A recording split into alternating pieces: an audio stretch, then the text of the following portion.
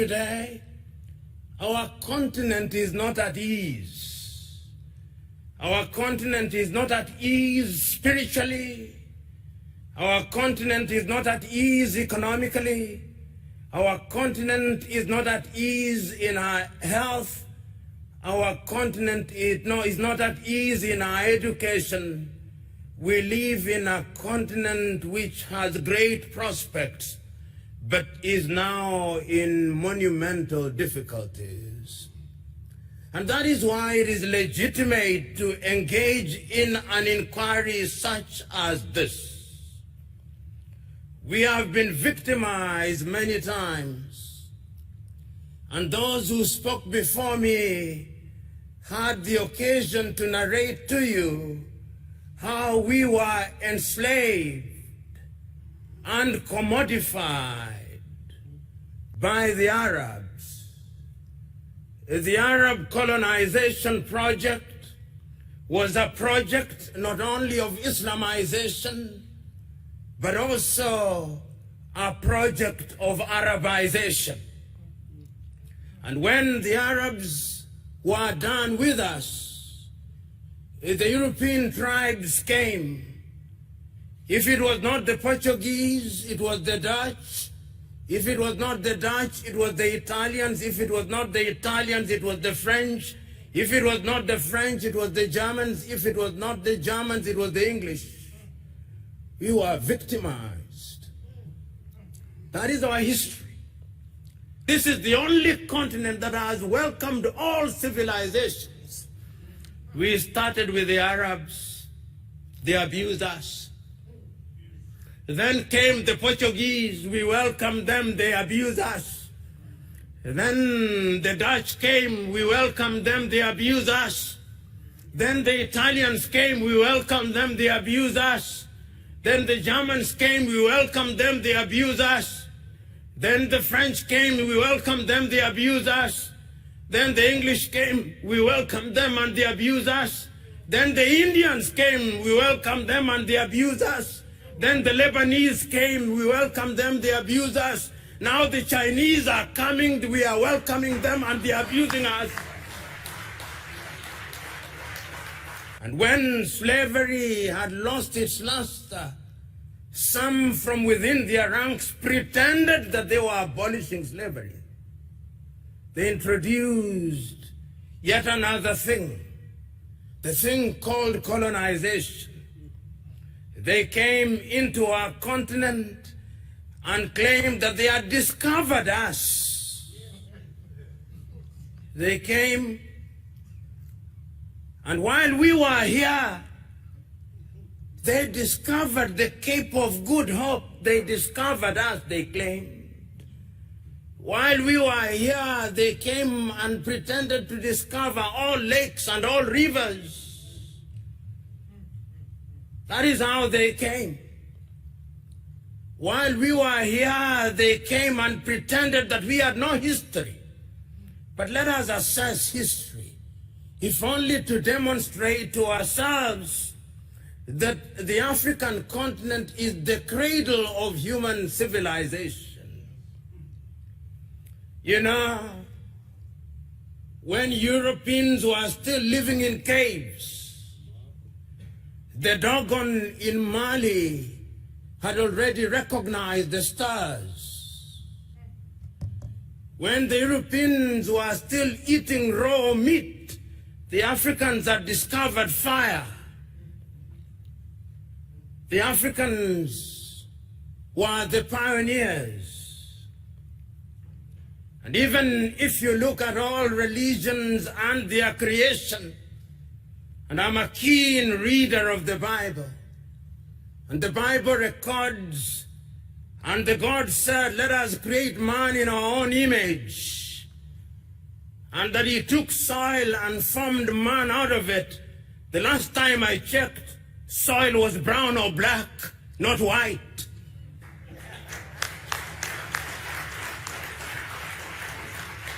And I can confirm that I checked this morning.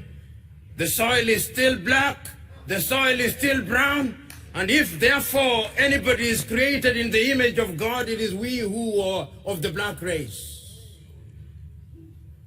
Islam also says the same thing. And you know, Africa has been abused.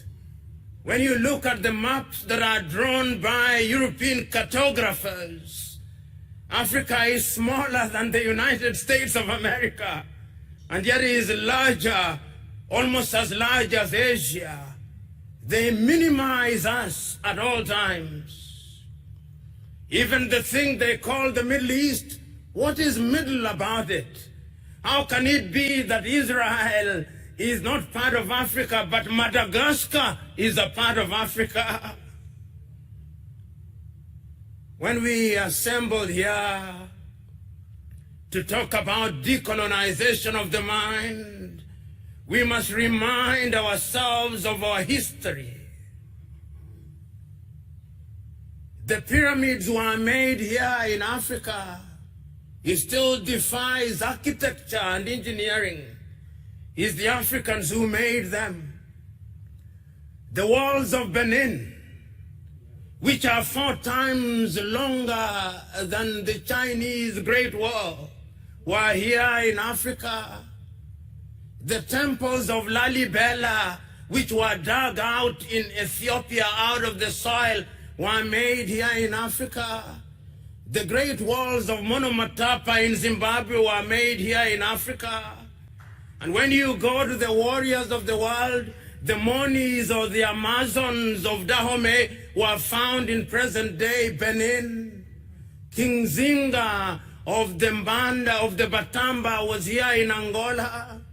Africa is the cradle of human civilization.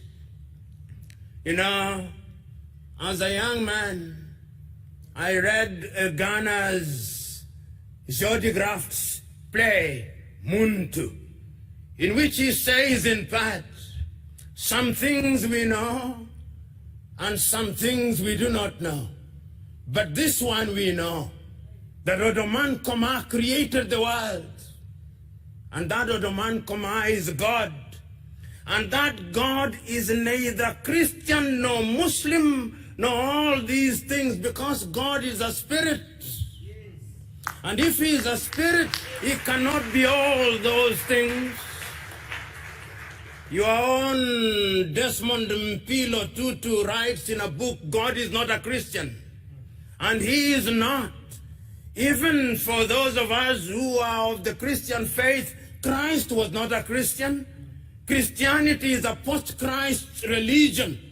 And you can see that God has been appropriated by civilization, and over the years they have been whitening God. When God was in the Middle East, even Christ was in the Middle East, he was not as white as he is now presented to us. They took Christ to the Greeks. They made him white, and they made him speak Greek. When they were tired with him, they took him to Rome, and they made him speak Latin. And when they had tired with it, they created a religion that they called the Roman Catholic Church. God was not a Catholic and is not a Catholic. When they were tired with him, they took him to England to allow King Henry VIII to marry, and they named the Church of England, and made the Queen and the monarch the head of that church. God is not an Anglican. And when they were tired, they took him to Scotland, and they made him a Presbyterian. And when they were tired, they made God a Methodist. And when they were tired, they took him to Germany, and they made him a Lutheran. And when they were tired, they went to the United States, and they made him an Episcopalian. God is not all those things. The God that I worship is worshipped in truth and in spirit. And let me tell you, throughout the ages, ask yourself a few fundamental questions. Despite the fact that they have done everything to erase Africans from the face of this earth, even in their own history, they acknowledge that all their great men came to Africa. Why? And what did they come to do to Africa? Socrates was in Africa. And when he came to Africa, he met Orunmila of the Yoruba tribe, who was a greater philosopher than him. Pythagoras was in Africa. What did they come to do to Africa? You pay homage where knowledge resides. Moses was in Africa and was born in Africa. What did he come to do in Africa? You pay homage where knowledge is. Muhammad was in Africa. Why do you come to Africa? You pay homage where knowledge is. Christ or Yeshua was in Africa. Why did he come to Africa? You pay homage where knowledge is. The Lord Krishna of the Hindus was in Africa. Why did he come to Africa? He came to pay homage where knowledge is. This is the cradle of human civilization. But we have been so beaten over the years. We have been so abused over the years. They enslaved us because they feared us. They colonized us because they feared us. They now have a new project, the neo-colonial project. And I'm told that the neo-colonial project is a twin of another child called colonization. Their mother is imperialism. And imperialism never changes its character. It only changes the masks that it wears. We must be wary of it. It is sad, when they came here and abused Christianity, they told us to close our eyes in prayer. And when we opened our eyes, the land had disappeared. That is who they are. They are not our friends. I can still hear through the vicissitudes of time, your own Robert Mangaliso Sobukwe saying, there is only one race in the world, the human race. But the whites have forgotten that. The Arabs have forgotten that. The Chinese have forgotten that. It is only we Africans who know that there is only one race, the human race. It is our duty to remind them that that is indeed the divine instruction. Because the God that I worship cannot be bottled in little religions. The God that I worship cannot be contained in little books. The God that I worship is immanent and omnipresent. He is resident in our minds and in our hearts and in our very veins. It is only we Africans who know him in truth. And in order to appreciate him, we must understand him differently. We must understand him in spirit, you know. When I look at the world, and I look at it often, and when I look at Africa and I look at her often, when I think of Africa and I think of her often, and when I imagine her and I imagine about her often, I say with the famous Sudanese poet Alpha Ituri, "O Africa, why hast thou not realized thy potential?" And the reason is simple. They came here and did something to our mind and to our spirituality. Many men have tried to understand what they did to us. I'll not refer to all of them, but I'll refer to a dramatization which some of you will be familiar with. The African-American Alex Haley produced a film called Roots. And in Roots, he dramatizes the life of a young man uprooted from Jufure village in what is now known as the Gambia, Kunta Kinte. And they take Kunta Kinte to the United States of America. And when they take Kunta Kinte to the United States of America, the first thing that they do to him is to beat him up, that he may change his name. So that Kunta Kinte is beaten out of him and they introduce a new being called Toby. That is what they do to us. They beat our Africanness out of us. And when we are all empty, they fill us with something that is alien. And then we begin to think like them. We begin to think that our hair is not good enough, so that our women must buy wigs from dead women in Asia, so that our women must reject their skin, they bleach it, that they may become whiter, so that our women can remove their eyebrows and eyelashes, so that our women can paint their lips red. They do that to us,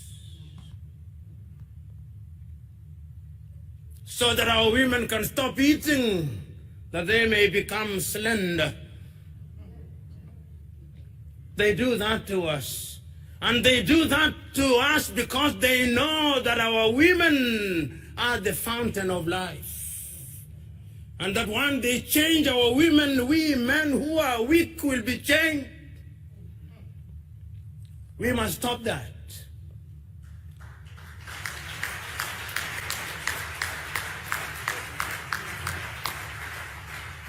We are created in God's image. You know, John Garang Dimabior in Sudan once asked the Arabs, why do you want to Arabize us?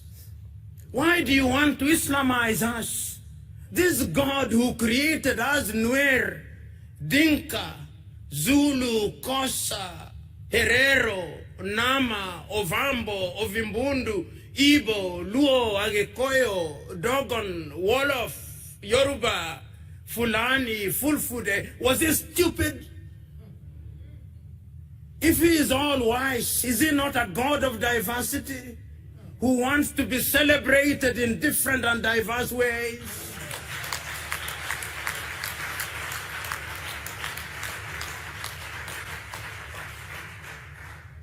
We must not accept.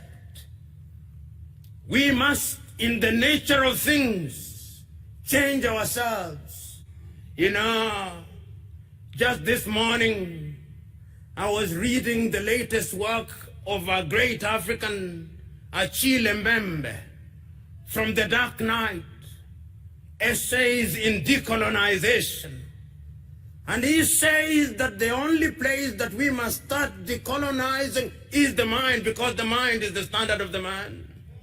I was thinking about the writings of my own countryman, Ngugi wa Thiong'o, decolonizing the mind. All battles are fought in the mind. René Descartes was right because knowledge is universal. Cogito ergo sum, I think, so I am. So we must think. Because once our minds are changed, then our spirituality is energized. And once our spirituality is energized, then we exercise the ghost of low self-esteem. And once we exercise the ghost of low self-esteem, then we begin to discover our potential. Then our economies begin to grow. Then we mine our gold and improve them. You know, how can it be that Africa is the richest continent on the earth and our gold is mined by De Beers? How can it be that Africa is the richest continent on the world and our diamond is produced in South Africa, in Botswana, and Namibia, and in Sierra Leone, and in Liberia, but the price is determined in Antwerp, in Belgium? How can it be?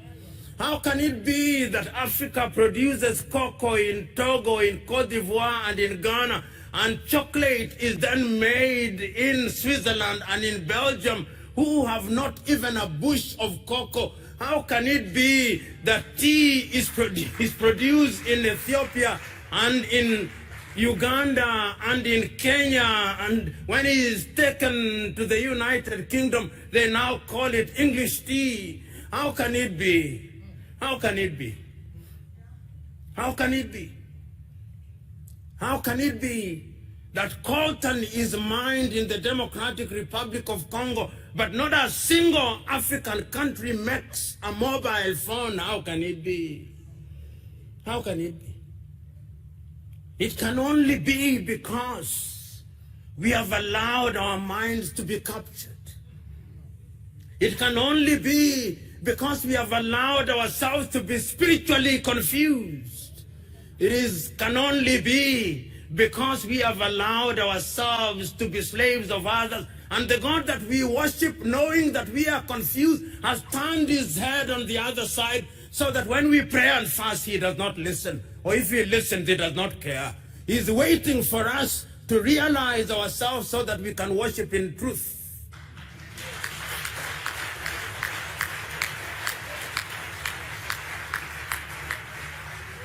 And you know, this is intergenerational.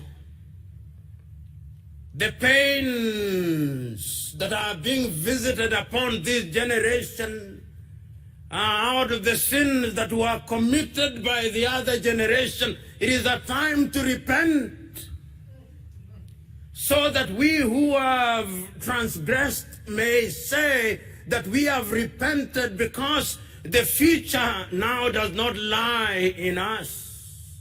The future lies in the young ones. Chinua Achebe was right. These are the young suckers that will grow when the old banana dies. These are the very same upon whose shoulder Africa shall rise. Your duty and my duty is to plant the tree in the knowledge that one generation plants a tree, another generation waters the tree, another generation prunes the tree, another generation enjoys its shade. That is our duty. So this morning, we are not here to say new things. We are only here to remind ourselves that in the beginning there was God, and that God created man, and that man I suspect was an African, and that man could not have been anything else but an African. Why I suspect so? Because all creation says that man came from the earth, and as I said, the earth is either black or brown. So in the beginning there was an African, and in the beginning there was a spirit into which that mold was made alive, and that spirit was God. And I suspect that God gave us intelligence, and I suspect that God created Africa where it is in the very middle, because the very middle, the very center is the fulcrum, and that is why I suspect Africa is where it is. Enjoying not too much cold, enjoying not too much sun. It is in the middle. It is indeed life measures as it should be measured. And that is why I suspect in his divine wisdom he put all the minerals in Africa.